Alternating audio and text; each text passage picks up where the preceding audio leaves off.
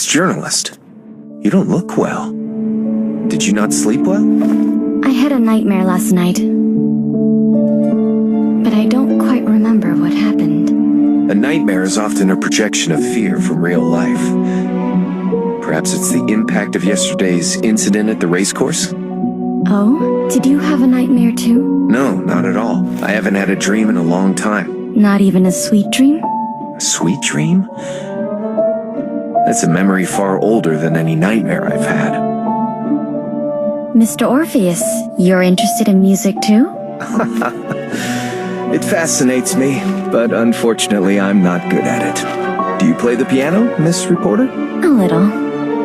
Ah, then why don't you play me a song? I'll tell you about my new book in return. The White Stallion of Death? Huh? That story's been finalized. It's another story that I'm working on. A story that's even more fascinating. I can't wait.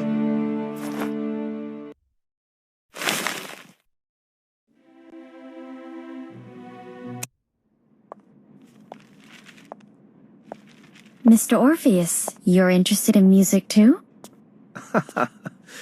It fascinates me, but unfortunately I'm not good at it. Do you play the piano, Miss Reporter? A little. Ah, then why don't you play me a song? I'll tell you about my new book in return.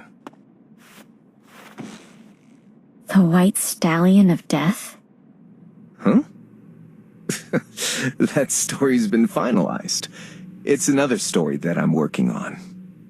A story that's even more fascinating.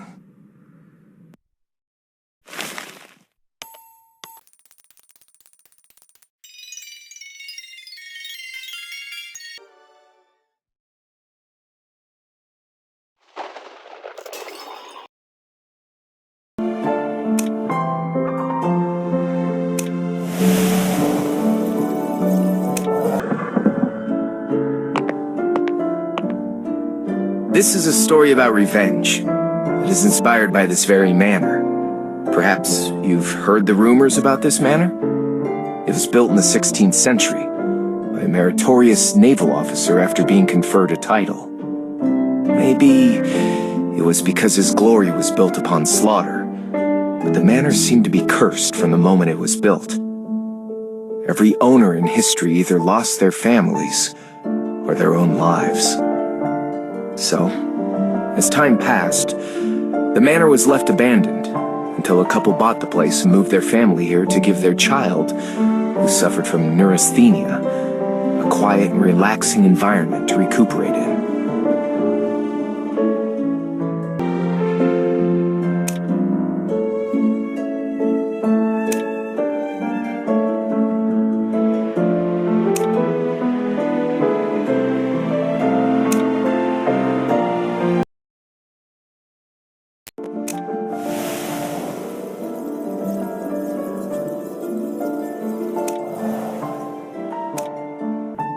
The good natural environment and his parents' affection allowed the child to grow up healthily. But as he grew older, the small manor was no longer able to contain the child's blooming curiosity. And so he walked toward the forest beyond the manor. And there he met forest rangers with very different personalities from his own, and eventually became close friends with one of them.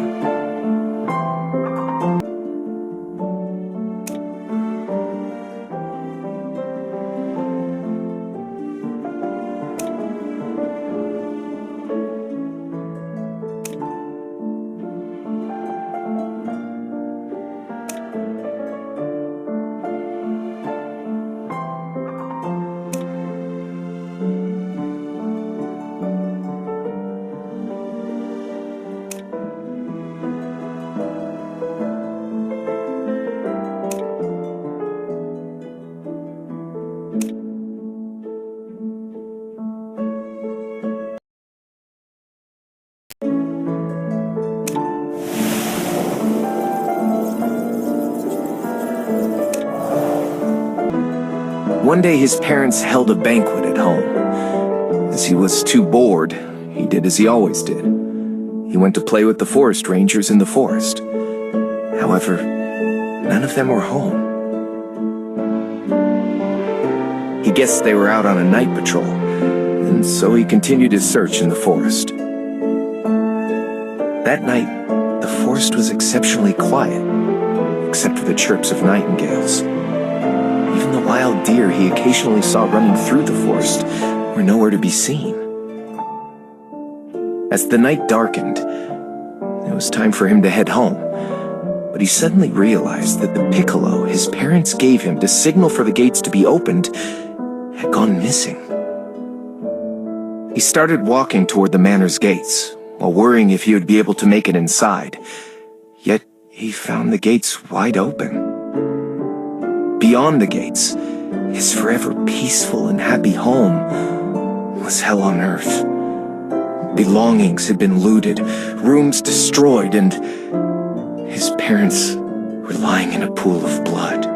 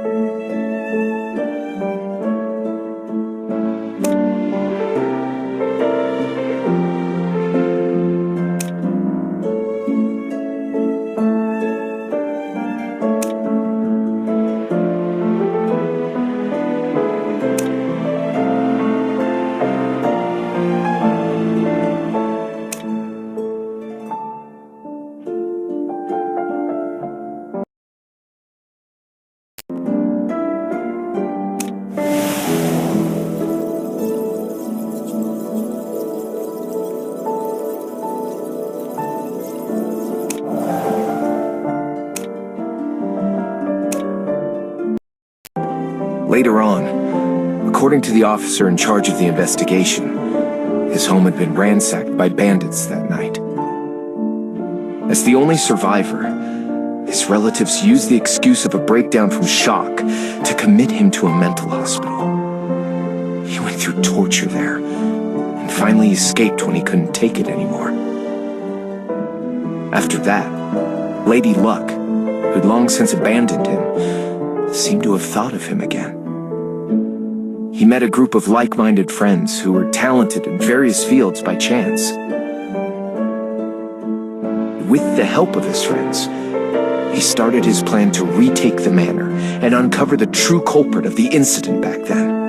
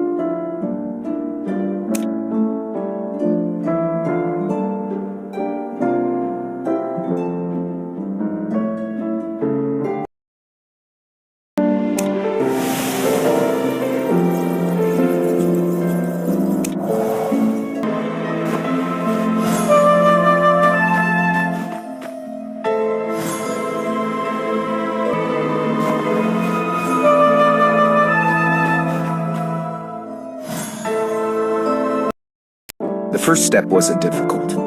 He quickly retook the manor and captured a surviving member of the bandits. From that scum, he learned that they have purchased his lost piccolo, and learned the story of its ability to open the gates from a usurer. And when he returned to the forest cabin where the missing forest rangers used to live, he found a usurer's note in his close friend's room. So what happened after that? What about his revenge against the forest ranger?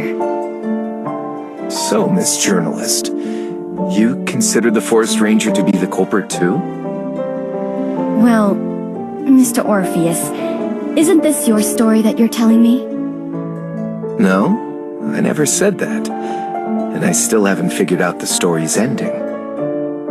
But you've decided that it's a story about revenge, right?